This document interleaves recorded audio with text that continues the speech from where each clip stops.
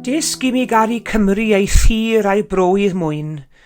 Rho help i fod yn ffyddlon bob amser ei mwyn.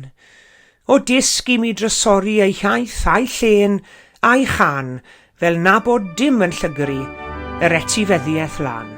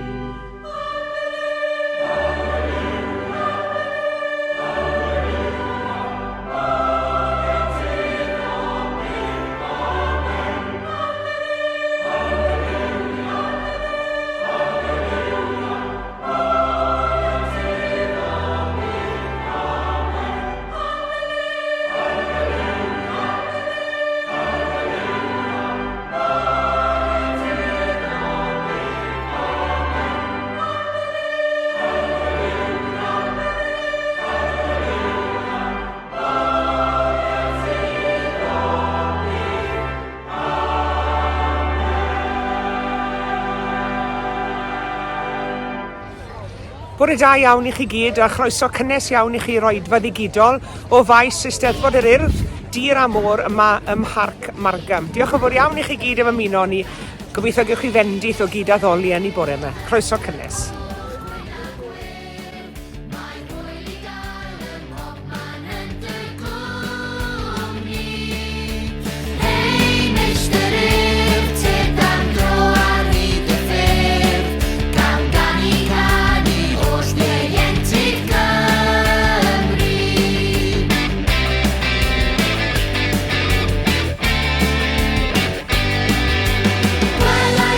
Tro cyntaf erioed yn y gwersi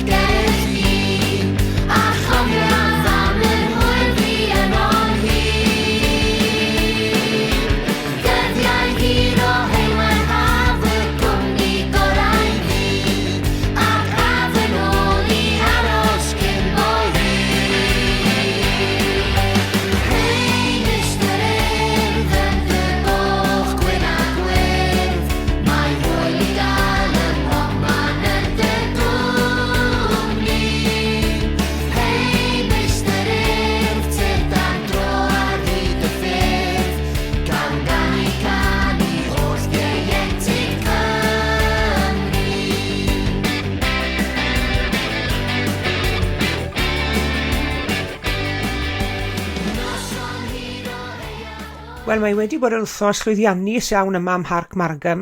Nyn ni wedi cynnal Eisteddfod genedlaethol yr Urdd, dir a môr, pob clod i'r bobl lleol am yr holl drefniadau, yr holl waith baratoi a'r holl waith codi arian wrth gwrs. Mae Parc Margam yn le arbennig iawn a chanddo gysylltiadau hanesyddol pwysig. Mae'n adeiladau amrywiol i'w gweld yma o fewn ffiniau'r parc. Ar un adeg oedd y parc yn berchen i deulu dylanwadol yr ardal sef y teulu Mansell Talbot. Mae yna gastell yna ac adeiladwyd rhwng 1830 ac 1840 am gost o £100,000 cofiwch. Yr castell i fod yn symbol o gyfoeth y teulu Talbot, a hynny yn ystod pinacl y chwyldro diwydiannol, gyda threp o Talbot yn cael ei droi'n ganolbwynt diwydiannol pwysig iawn. Mae abati yma hefyd, a gafodd ei adeiladu yn 1147 dan ofalaeth iarll Morganog a charloiw Robert Consul. Ac yn ei anteth, mi roedd yr abati'n un mwyaf cyfoethog yng Nghymru, ac fe anfonwyd mynachod sisteroedd drosodd o Ffrainc i feddiannu ac i addoli yma. Erbyn 1536, oedd yr abati wedi diddymu gan brenin Harri'r Wythred, gyda dim ond 9 mynach yn barhau fyw yno ac addoli. Y bryd hynny fe gafodd yr abati i werthu i Henry Mansell. A drwy teulu'r Mansell, fe basiwyd yr abati lawr drwy linach y teulu'r Talbots, ac fe adeiladwyd castell Margam fel cartre yn agos at yr abati. Mae adfeilion yr abati gwreiddiol yn parhau fod yn weladwy, ac mae canol yr abati yn parhau i gael ei ddefnyddio fel addoldy. Ond mae yna orendi arbennig yma ym Mharc Margam hefyd. 327 troedfedd o hyd, ar gyfer tyfu orennau, lemwn a llawer mwy o goed citrws ar gyfer teulu'r Talbots, ac mae yna 720 o ffenestri o'r llawr i'r to yn bwysig i oroesi tywydd garw de Cymru wrth geisio tyfu ffrwythau o dramor. Ac yn ogystal â'r adeiladau hanesyddol sydd ym Mharc Margam, mae yna goeden arbennig yma hefyd, coeden Ffawydden, beech tree, ac yr holl adeiladau cran sydd yma, gyda'r goeden y byddwn ni'n aros am weddill yr oedfa hon heddi.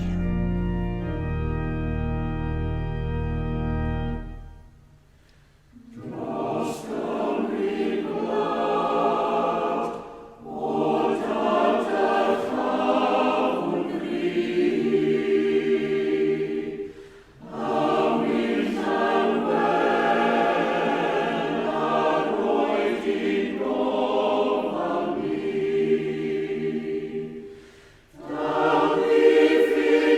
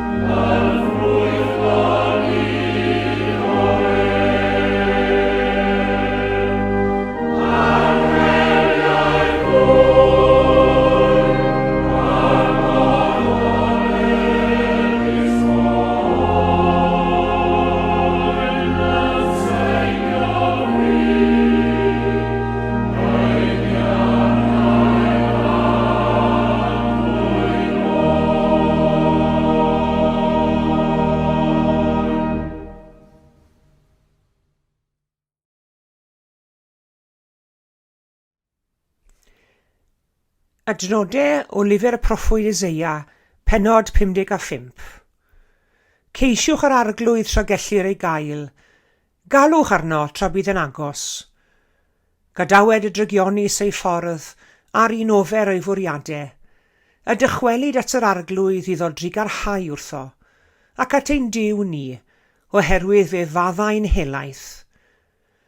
Oherwydd nid fy meddyliau i, yw eich meddyliau chwi, ac nid eich ffyrdd chi yw fy ffyrdd i, meddy'r arglwydd.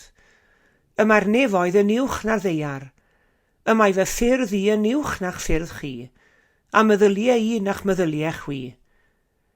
Fel y mae'r glaw ar eira'n disgyn o'r nefoedd, a heb ddychwelyd yn onest dyfrhau'r ddeiar, a gwneud iddi darddu a ffrwythloni, a rhoi had i'w hau a bara i'w fwyta.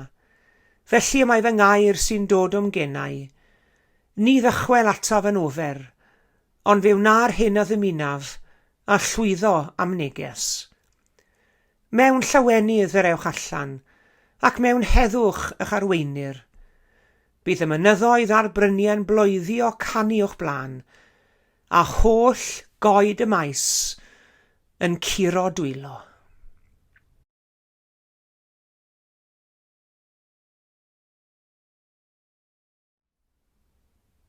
Coed. Maen nhw'n allweddol i'r blaned hon yn dyn nhw, a mae'n amrywiaeth rhyfeddol o goed yn ein byd ni. Maen nhw'n allweddol hefyd gan ei bod nhw'n gyfrifol am roi bwyd ar ein platiau ni. Mae byd natur yn ein rhyfeddu ni o ddydd i ddydd ac o awr i awr. Bues sy'n pori mewn erthygl sbel fach yn ôl lle oedd yna berson yn cymharu coed a bywyd. Ac o'n i'n meddwl yn hunan ar y pryd, tybed, mae hwnnw'n thema awgrymog iawn, tybed at ei greu rhyw fyfyrdod bach mas o'r thema honno, felly coni off. Be sydd gan goed i ddysgu i ni felly? Wel yn gyntaf, sma coed fyth yn cael identity crisis. Sma nhw byth yn gofyn pwy un nhw. So nhw byth yn gofyn be maen nhw'n gwneud na. Maen nhw'n gyfforddus ac yn gontent ac yn gysurus ar yr hyn y maen nhw. A does dim byd yn fwy trist na fod person ddim yn gwybod pwy yw e neu hi.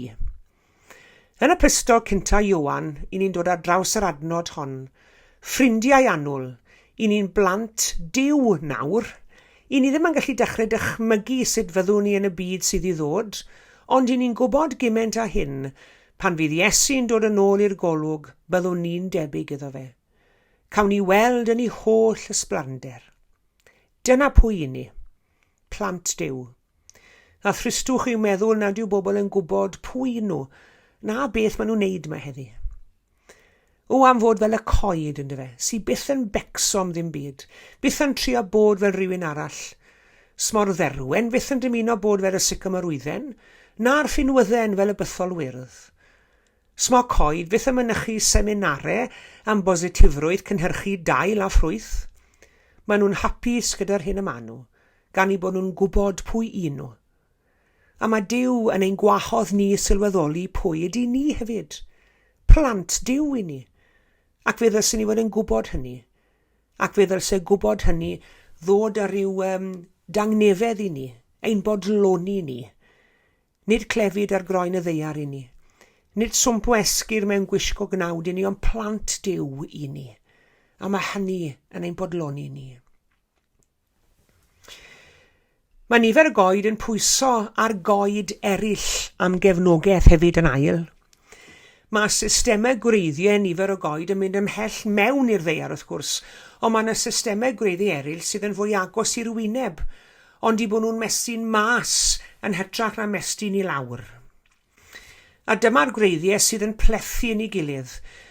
Fel na mae gyda'r coed bythol wyrdd i ni'n gweld ar lethrau cymoedd y de, coed a'i gwreiddiau'n plethu yn ei gilydd mwyn cadw'r tir yn sownd, ynddo fe, lle bod y tir yn llithro. Ac wrth i'w gwreiddiau blethu yn ei gilydd o dan y wyneb, maen nhw'n rhoi cryfder ryfeddol i'w gilydd. Maen nhw'n caniatáu nhw i'r sefyll gwyntoedd cryfion a stormydd, maen nhw'n cefnogi ei gilydd drwy'r storm. A fe gewn ni'n galw hefyd, nid yn unig i blannu'n gwreiddiau'n ddwfn ar dir a deiar cymeriad Duw ei hun, drwy ein ffydd ynddo fe, ond hefyd i gynnal ein gilydd, i gynnal ein gilydd drwy stormydd bywyd. Cudio'n dyn yn ein gilydd, gyda theulu'r eglwys wedi plethu ynghyd a chariad Duw yn ein clymu ni. Yn drydydd, smo coed yn mynd ati i ddinistrio ei hunain chwaith. Dyn nhw ddim yn self-destructive. Smo nhw'n boddi gofidiau mewn alcohol neu gyffuriau. Smo nhw'n gyrru ceir yn afriolus. Smo nhw'n amharchu cyrff. A phan maen nhw'n dod wyneb yn wyneb â thystiolaeth i bod nhw yn niweidio eu hunain, smo nhw'n cael llyged i'r sefyllfa. Maen nhw'n adnewyddu eu hunain drwy'r amser. Mae yna frigen marw, maen nhw'n cwympo, mae yna frigen newydd yn dod. Mae'n broses adnewyddol.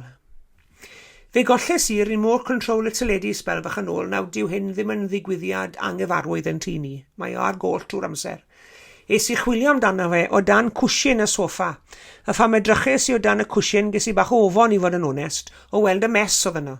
Ambell i bapur, losin, arian man, briwsion. A wnaeth y profiad fy nysgu i lanhau o dan y cwsyn y fwy aml? Naddo. Ond fe ddysgodd e fi beidio ac edrych o dan y cwsyn am sbel bach to. Ambell i waith i ni'n ofni edrych i mewn arno ni'n hunain, oherwydd i ni'n ofni y byddwn ni'n dod o hyd i ryw fes yno. Gwell o lawer gyda ni ddioddau'r canlyniadau na wynebu'n gwir gyflwr ni. Edrych ar ein hunain a chydnabod ein cyflwr. A chydnabod bod eisiau help arno ni ambell i waith. I gael ein hunain mas o'r cyflwr, mas o'r mes. A does dim cywilydd o gwbl mewn gofyn am gymorth. Gan ffrindiau, gan deulu, gan weinidog, ond yn bennaf oll, gan Dduw ei hun. Oherwydd hyd yn oed os yw'n cyflwr ni yn anodd i ni a bobl eraill i ddeall. Fydd Duw yn ei ddeall. Mae coed wedyn, wrth gwrs, maen nhw'n cynhyrchu ffrwyth yn ddi-gwyn a heb esgusodion o gwbl. Rhai yn dwy'n ffrwyth yn flynyddol, rhai bob 3 mlynedd, pob 8 mlynedd yn hanes y goeden ffawydd gyda llaw. Ond y mwyaf diddorol ohonyn nhw gyd, yn ôl yr ymchwil wedi wneud wrthnos hon, yw'r bambŵ sydd yn dwy'n ffrwyth pob 120 o flynyddoedd, os ydyn nhw'n byw mor hir â ni. Mae pob coeden yn driw i'w natur ei hunan.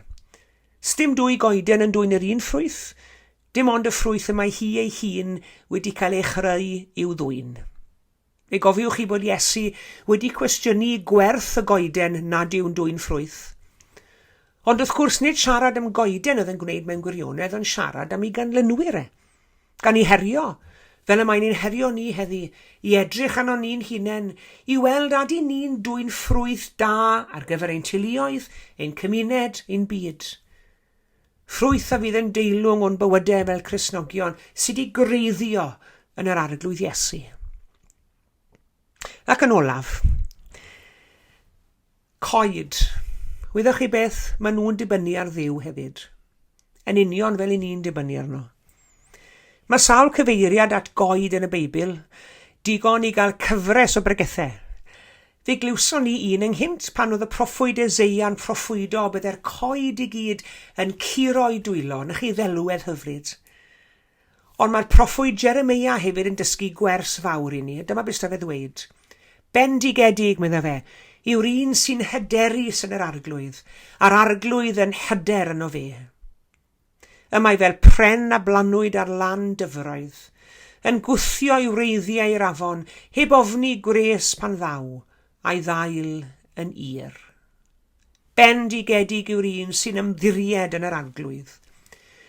Bendigedig yw'r un nad oes rhaid iddo fo ofyn pwy ydw i, ond sy'n gwybod i fod e'n blentyn i Dduw.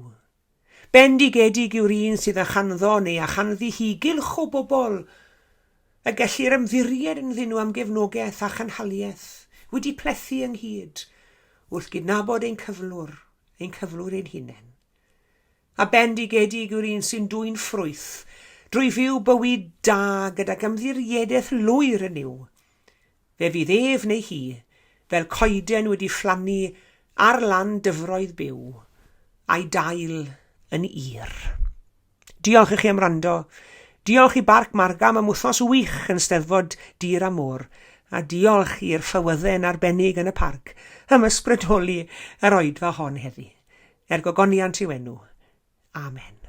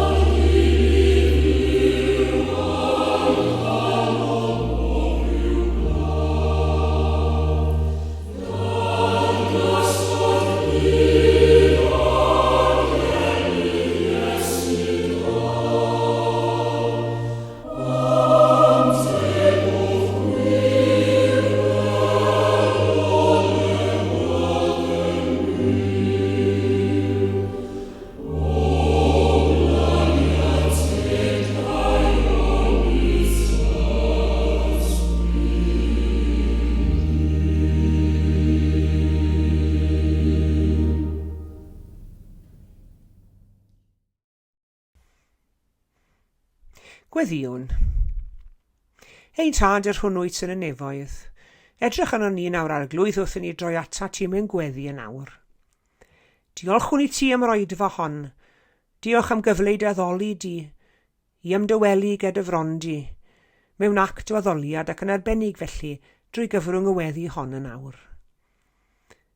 Bendigedig, hwy ti arglwydd, ac ni'n diolch i ti mae ti yw ein Duw ni am bod ni'n cael y fraint o fod yn fobol i ti. I ni'n dyfolu di felly yn dad, mab ac ysbryd glân, ac yn gweddio arglwydd y byddu di yn ein cynnal ni eto yn ystod yr wythnos hon fel yr wyt ti wedi'n cynnal ni yn ystod yr wythnos aeth heibio. Diolch i ti arglwydd am lwyddiant Eisteddfod yr Urdd dir a môr ym Parc Margam. Ac ni'n rhyfeddu arglwydd o weld y doniau a'r talentau sy'n gan ein plant am pobl ifanc ni. Ac yn rhyfeddu arglwydd ac yn diolch ein bod ni fel cenedl, fel pe bai ni yn cynhyrchu cenhedlaeth ar ôl cenhedlaeth ar ôl cenhedlaeth o ddoniau newydd i gyfoethogi'n bywydau ni, i gyfoethogi'n cenedl ni. Ond yn fwy na dim, wrth gwrs, i gyfoethogi hefyd yr unigolion hyn sydd yn cymryd rhan yn Eisteddfod. Diolch am lwyfan Eisteddfod yr Urdd. Ac am y dylanwad mae'r Urdd am mudiadau eraill, clwb ffermwyr ifanc hefyd wedi cael a'r cynifer o bobl yn ystod y blynyddoedd cynnar. Arglwydd wrth i ni lawenhau o weld llawenydd ein plant ni Eisteddfod yr Urdd eleni, i ni yn cofio arglwydd am blant Gaza ac am gyferbyniaeth rhwng sefyllfa'n plant ni yng Nghymru a phlant Gaza, ac i ni'n torri'n calonnau arglwydd wrth i ni weld cyflwr mae'r plant yn byw yn ddynd, wrth i ni weld y dioddefaint, wrth i ni weld y diffyg maith a'r diffyg bwyd. Wel, mae fe'n ein hysgwyd ni'r byw arglwydd. Ac ni'n gweddio drosyn nhw. Ac ni'n gweddio bydden nhw'n cael yr un rhyddid as i gael ein plant ni dyfu ac i fynd mas i chwarae ac i ddatblygu. Ni'n gweddio arglwydd y bydd i cartrefi nhw yn rhai saff ac yn rhai diogel ac nid rhai sydd yn byw o dan cysgod gormes a thrais yr yfela. Ni'n gweddio bydden nhw'n cael bwyd a maith fel yn plant ni ac yn cael y gofal meddygol gorau hefyd arglwydd beth sy'n bod ar ein byd ni. Ni'n gweddio arglwydd am heddwch a thegwch yn ein byd ni, gweddio am gyfiawnder i bawb, gweddio am gefnogaeth i bawb, am yr un cylch o gefnogaeth a chonsern a chariad i bawb. O arglwydd cod y byd mae'n ôl ar ei drad, fel na bydd o mwyach na dial na phoen, na chariad at ryfel ond rhyfel yr oen.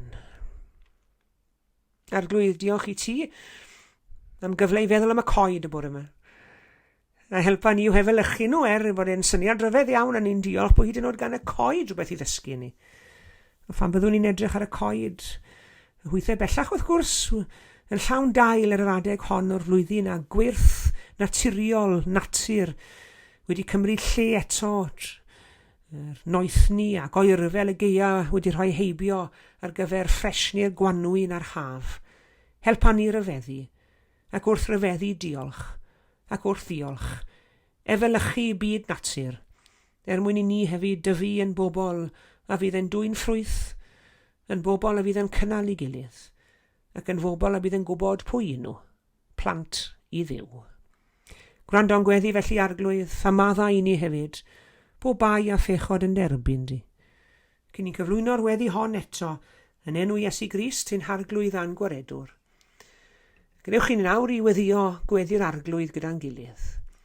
Ein tad yr hwnnwyt yn y nefoedd, sancteiddiau'r denw, deled y deyrnas a gwneler de wyllus, megis yn y nef felly ar y ddeiar hefyd.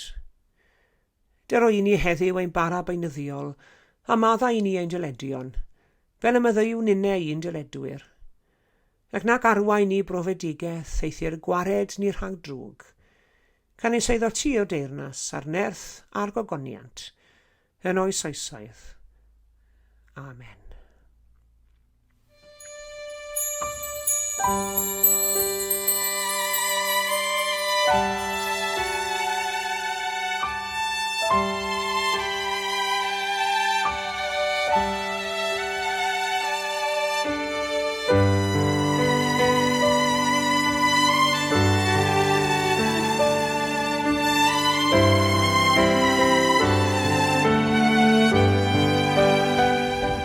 Diolch yn fawr iawn I chi gyd am eich cwmni yn yr oedfa heddi.